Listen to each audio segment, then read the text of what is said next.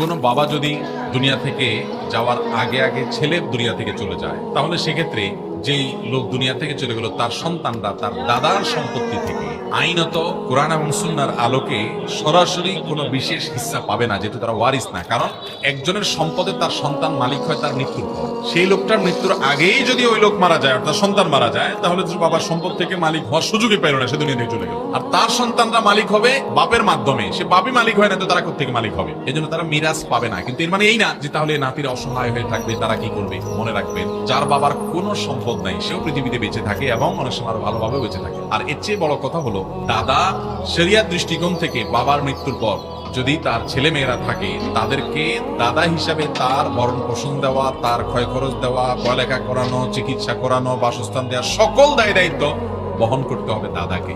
কাকে বহন করতে হবে? দাদাকে। অতএব এটা মনে করার কারণ নাই যে ইসলামে কোনো